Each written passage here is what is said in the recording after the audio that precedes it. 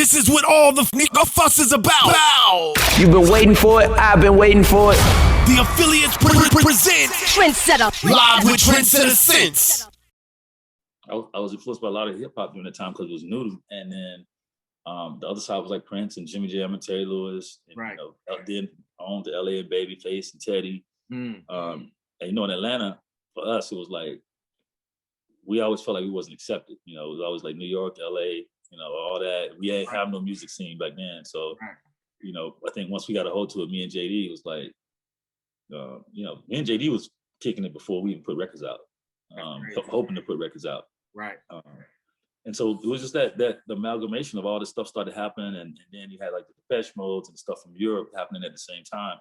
And I always say it was that time when it was right after everybody was segregated, right? Because, coming up in the 70s and 80s or whatever, compared to, the years before that, especially in Atlanta and Georgia, everything was so messed up back then. So now we're in the classroom. I was always in classroom with white kids. I was always in classroom with Asian kids, and it was always mixed. You know what I'm saying? So you started to get that spillover that started to happen. That's how you go, oh man, you heard this. You heard this Duran Duran. Have you heard this? And so I just came up as a product of all. I think Pharrell and them did too. But as they started to come up, all of us started to be like, right. How it was just universal because there's so many things that you could be influenced by. Right. Coming up, it wasn't limited to this one thing no more. Right. So okay, 13, 14. When did you connect with Joyce Irby? That was your first manager? You assigned to her first? Yeah, it was crazy because I signed her at 15, and okay. I met her because she was the first one kind of coming to Atlanta, digging up acts. So she had myself, Arrested Development, Princess and Starboy, this is Deborah Killens. Yeah, everything was under her. She was one of the first ones here that had a connection to get us out of here. Oh. And so when I signed to her, I actually signed a work for hire. I didn't even know it was signing. I just signed a work for hire contract. Right. And started off with her when I started doing the Mr. D. Well, we did Troop first, then I did the Mr. DJ stuff for her. I Will Always Love You. I Will Always Love You. Yep. So that was during that whole little time in there, and it's funny because Gerald Busby, who was the president of Motown at the time, said, "Hey, Michael Bivins got this group in Philadelphia. We want you to go do it, but we don't want Joyce to go." And he's like, "I don't think her influence on your music is right." Wow. Because she would turn my drums down or thin them out or whatever. And when Gerald would hear the demos, he was like, "This sounded so much better like this. So I want you to go do this by yourself." And that's when she got pissed off and was like, "Oh, y'all trying to screw over me, try to take my producer kid, And so the whole time I did Boyz II Men, I called her back to say, "Hey, guess what? I'm not just doing Motown Philly. I'm doing this whole album." She's like, "I'm suing everybody." Click. Wow. So that's what sent me on this journey of like, damn, why would she want to do that? I didn't understand it. And so from that point, I stayed and did the whole album. And that's when I met LA and Face when I came back. Okay. And because they had moved Laface here.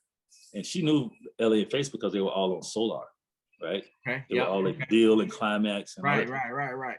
So when LA and Face came in town, and that was at the end of all that stuff, and then she was threatening to sue everybody, and so she kind of had me tied up. So they brought in Clarence Avant. And Clarence Avant was like, "All right, we got to the Black Godfather. He's the one that started working everything out." And it just went on. It went on like when I did Boyz II Men, then I did ABC, and I did TLC, and still my mom was working at This Is It Barbecue. That's great. I had like 13 million records sold at that time. And, you sell the records for $20 a piece. My mom's like, "This is it."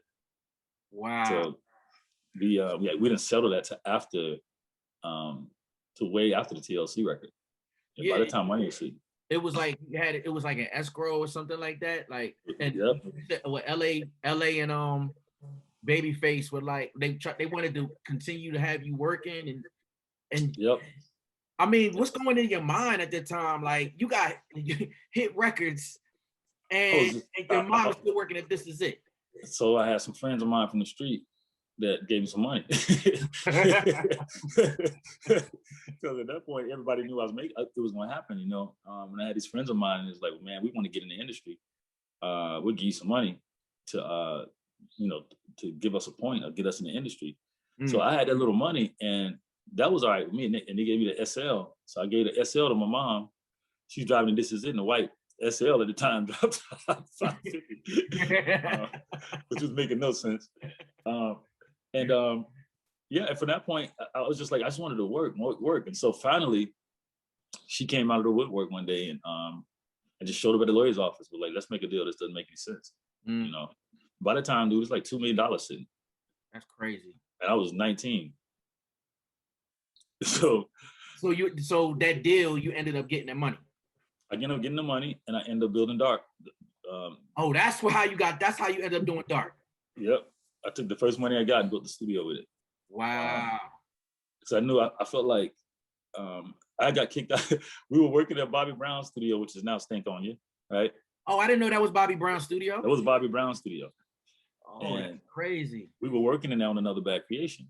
And one day Bobby comes in and he says, "What's up to everybody?" And then he goes in the other room. AJ comes back to the security and says, "Bob said y'all gotta leave." And so we gotta leave. We're trying to finish this record on the kids before the weekend is up. I said, "Nope, you don't want nobody here what he's working on. Y'all gotta get out of here." And I got myself on video saying, "Man, that's all right. I'm gonna build my own studio up the street one day." Wow. And at that time I was about like 17, 18. And then so then I got Dark. The first money I got, and I built that out. And I felt like if I all the stuff I did, man, I was like, anything I've been through, I don't want nobody to feel this way. You know what I'm saying? Like I don't want nobody to feel what it's like when your record's playing everywhere and your mom coming home and flowers on her face, she rubbing her ankles, and you know. So I felt like by the studio, I could let other producers come in, and I could help them out. Like I wish I had, you know. So that's how I had Tim and Bob and Mario Winans, and now everybody just started coming in and working out of there. You know? And they all were under you. I didn't even know that. Yeah, they were all under me. And so if I did any records, like if you look at the Monica album with Don't Take It Personal, all that, every song on there is ours except for maybe one. So I would always bring in the project and we just do them all in-house. Right.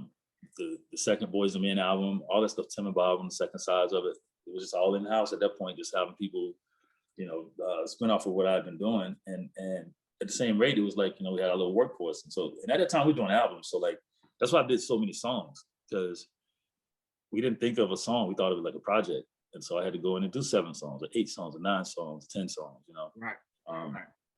And that's how my catalog ended up getting so extensive, just because of just like having to do so many songs or, you know, working on albums basically. Right.